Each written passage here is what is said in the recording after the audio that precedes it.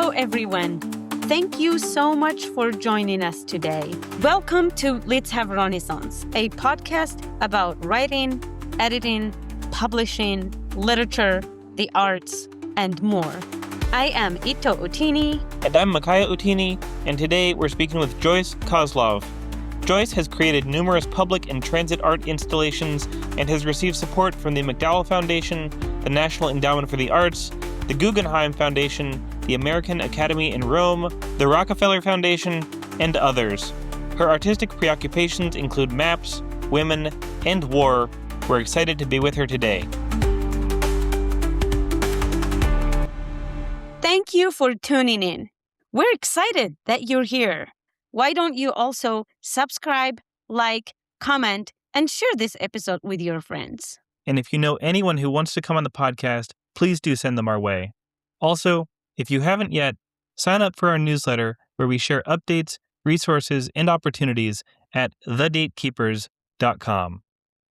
Joyce, thank you so much for joining us. We're so excited to have you. Can you please tell us about yourself? Okay. I work in many different scales in media. It's really hard to just pin myself down. I always wanted to be an artist, so I went and got myself trained, and that's how I ended up as an artist. I went to Carnegie Mellon, which was called Carnegie Institute of Technology back then. And then I went to graduate school at Columbia, moved to New York.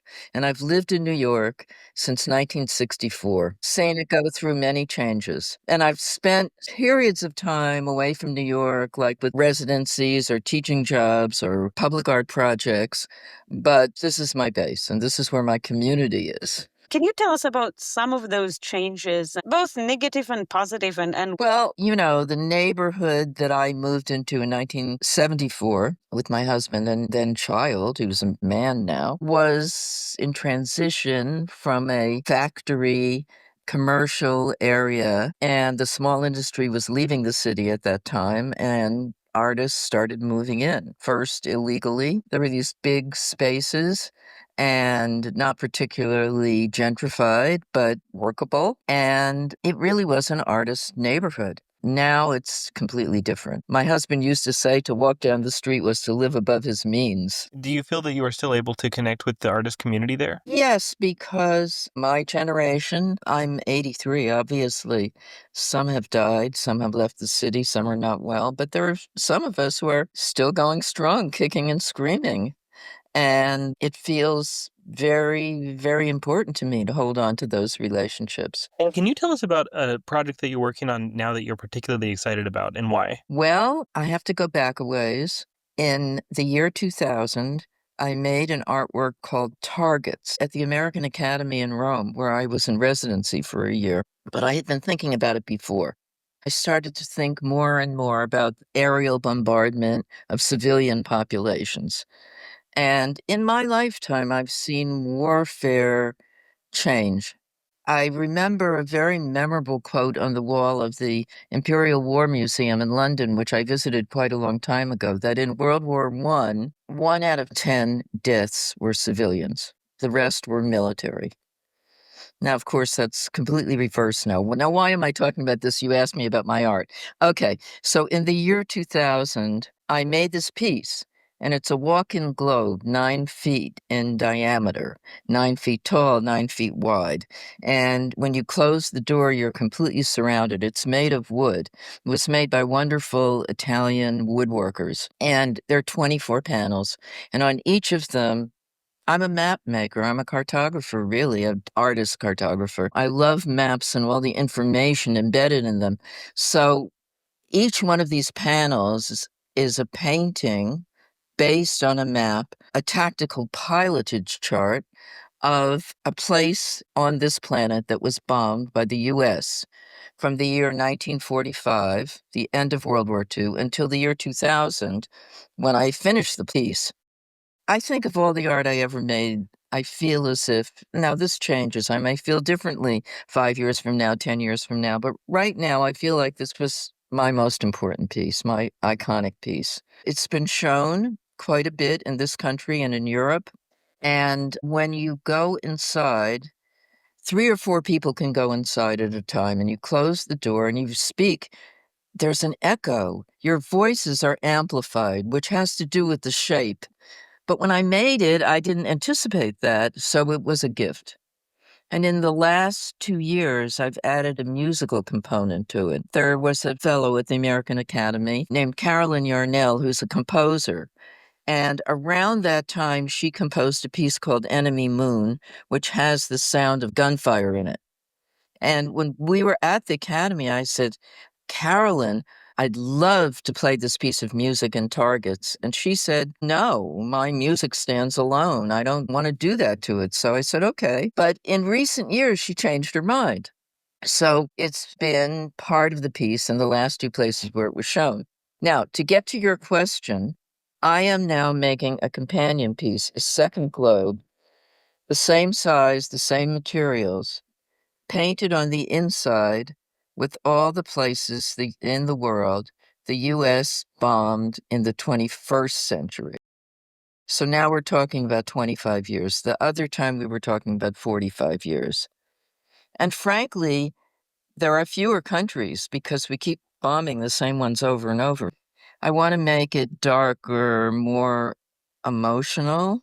Some people couldn't stand being inside Targets. They felt claustrophobic. You had to push the door, it rolls in, and then you're enclosed. You had to push it away and get out. I want this one to have even more of a visceral impact. I want others to feel complicit the way I do every time I open the newspaper in the morning. So that's what I'm working on now. It's my passion project. And I thought about it all these years. And for many reasons, I couldn't get to it. Reasons being other commitments I had in my life. What makes you stick to art for all of these decades? You know, a lot of people give up after a year, 5 years, 20 years, but you've been going for Yeah, decades. so have all my friends. I mean, what else are we going to do? I am a restless artist, and I have worked in all these different media and scales and different ideas. I was sort of the class artist as a child. I was really bad at sports. Nobody wanted me on their team. I would dread going out to the yard of the schoolhouse where you had to do sports. And I was always making art, whether it was the sets for the plays or the backdrops or I don't know. And it made me happy. It interested me. I grew up in a small town. I wasn't exposed to that much art. It was only 35 miles from New York, but I didn't come into the city in my childhood and go to museums. I came from a family that was musical, but not particularly visual. And then when my mother died, and she was almost 99, so it really wasn't that long ago, she and my father had lived in this house for 55 years, and they were pack rats. So my sister-in-law and I went out there every week, once a week for about 6 months, packing up stuff, throwing stuff out. We had a dumpster out there. It was endless. And the last week, we got up into the attic, which was really dusty and dark. And there was this cabinet, this filing cabinet on its side up there. And we turned it upside down and pulled out the shelves, and my childhood art was in there because she never threw anything out, my mother. And some things by my brothers, too, who did not become artists. But one of the things in a file were maps that I made between age 9 and 11. I think I copied them out of books. Geography was always my favorite class. And I'm still, very drawn to the topology and design of the earth. And I incorporated those drawings into a body of work I did about 10 years ago. And the body of work is called Girlhood. It's on my website. And all those childhood drawings are in those paintings. Do you have a favorite map? No, but I've gone through different kinds of maps. I did a body of work from nautical charts after my husband and I went sailing with friends of ours who had a sailboat in the Baltic Sea. And I watched him using the nautical charts to chart our progress through these tens of thousands of small islands. And then I came back to New York and we have everything here. I looked up nautical chart and found the store that sold them. And I started working with them at that time, which was in the late 90s. And then a friend of mine whose father had been in the U.S. military during the Vietnam War, and he grew up with his father's aeronautical charts by which they plotted the bombing. He said, you should look at aeronautical charts. And that's when I started writing away for them. I wrote to NOAA, government agency, NOAA, and they have mapped the whole Earth. You can get anything you want from them. Every time I called to order from them, they would ask me if I were civilian or military. Are you doing anything now with GPS, with like what's in the public domain and readily available through Google or other platforms? Oh, yeah. Now I get a lot online now. I used to mostly get things from books, but now I get a lot online. And I've done a lot of work with Google Earth in the last decade. That really interested me. I did 2 public art projects using Google Earth to look down on those places where the artwork was situated. You know, a lot of people think people who are born in the 60s, 70s, even 80s cannot keep up with technology. You seem to keep up with things and be able to navigate Google Earth and use technology. How did you do that? And what is your strategy or approach that helps you keep up with what's going on in the world and specifically technologically? Well, I was born in 1942. And I think that people born after a certain age, I'm not sure exactly what it would be, maybe 1970 or 80, are much more intuitive than people of my generation. So I'm not intuitive. But I think that artists, we figure out what we have to learn to do what we want to do. You know, there's a world of things out there that I don't know the first thing about. But when I need something for my work, I learn how to do it. And I think visual artists are a little different in this respect because, in fact, the computer is, at least to me, a visual media. You mentioned earlier your collaboration with Carolyn Yarnell. Have you undertaken any other collaborations, either with other visual artists or across disciplinary lines with people working in other media? Yes, I have. Not a lot, but I have. I wrote a piece in 1978 with Valerie Jodin, who's a wonderful painter. You should talk to her. And that piece, I was part of a collective that produced a feminist magazine called Heresies. It was a quarterly, and the first issue came out in 1978 and the last one in 1993. And over the years, it was a quarterly, but it never really came out 4 times a year. And each issue was a different theme and a different group of people worked on it. So Valerie and I wrote this piece for the 4th issue called Women's Traditional Arts, The Politics of Aesthetics. We were part of a group of painters in the 70s, artists, we weren't all painters, who were looking at the decorative arts as inspiration to learn about them because we all grew up in a very traditional Western high art training. And we were looking at the decorative arts from all over the world. And Valerie, had been collecting, she didn't know why, for some time, I don't know how long, quotes from famous like art historians and theorists in which they denigrated the decorative arts by associating them with women and third world people. And the piece has been anthologized, I don't know, about 20 times in many languages. I mean, we wrote this piece, we were kids, and it's in books of manifestos and books about art. We hit the zeitgeist of the time. No one had really talked about this. And these quotes we collected from very famous men were outrageous. So the piece is called Art Hysterical Notions of Progress and Culture. So that was a collaboration, I think a very successful collaboration, and I think she would agree. I am currently working on a collaboration with my friend, the artist Elaine Rychek. It's not finished and we don't know where it's going, where or when it will be seen, but she does embroidery, exquisite embroidery. She goes into these other worlds of literature and history and popular culture, and she weaves it all together in her embroideries.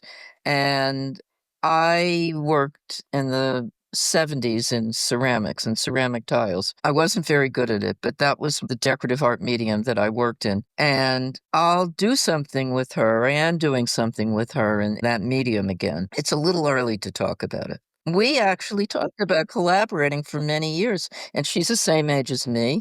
So it's like this is this now or never moment for all of us. That's really cool. We are trying to encourage younger people to collaborate, because when you collaborate, you actually can see whatever you're working on going fast, and there's another person around, and it's the best. And things take unexpected turns that you might not. I mean, they do also with solo work, but I think more so when you're collaborating with another person. You never quite know what's around the That's corner, right. and that can be very exciting.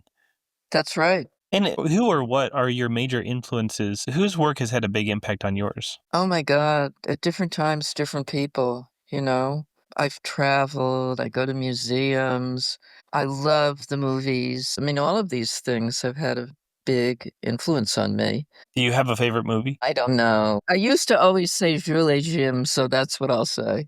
Why that one? I think it's because I was young and it hit me very hard at a young age when it first came out. But I loved many movies over the years, and I did a piece about the movies in a subway station in Los Angeles. And I did it because LA is the city of movies. It's ceramic tile, and it's two sides of the station. One side is north-south lines, and one side is east-west lines. They all cross through this central station, 7th and Flower in downtown LA. And the piece is 2 feet high, but one side is 110 feet long and the other side is 98 feet long. And it's 1 foot square ceramic tiles. It's called the movies fantasies, the movies spectacles, because one side is fantasies and one side is spectacles. And it's made with 1 foot square tiles. It's on my website. The first one, fantasies, is all from science fiction. And I'm not a sci-fi fan, but I just got into the imagery, and it's mostly black and white. It's in 10-foot long, what I call chapters. So as you walk through the station, you enter this narrative if you're not rushing to meet your train.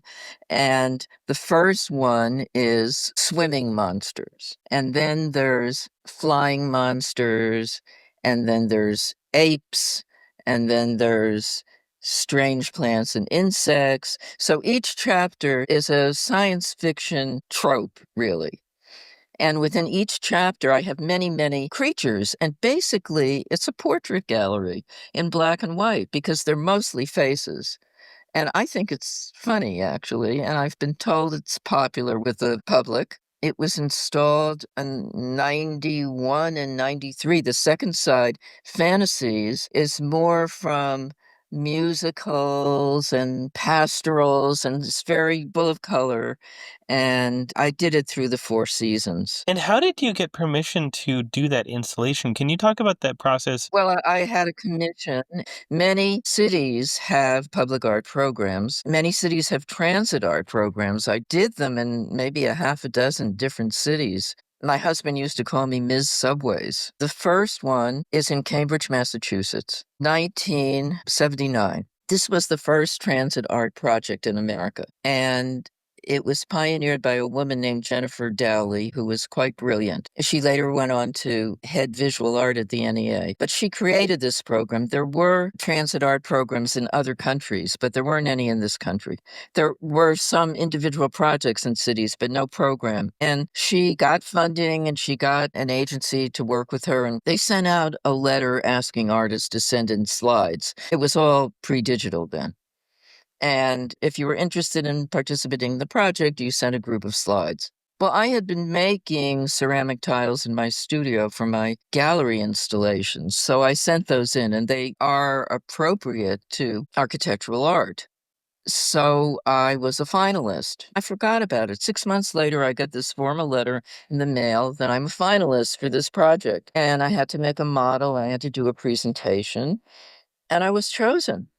And that's how I got my first project. And once you get your first of anything, and I always tell this to younger artists, whether it's your first residency or your first public project, your first grant, it becomes easier to get others. Don't you think? Yeah, I agree. Do you have any other advice for younger visual artists who maybe haven't yet had that big break, that first of anything? What advice do you have? I always say the same thing: community. I just don't believe in the loner artist. I've never seen it. I don't believe it at all. You have to have a support network to survive. That's my opinion anyway. Thank you so much. We really enjoyed having you. Thanks, Joyce. Okay. Have a good day. Bye. Bye. Bye-bye. Bye.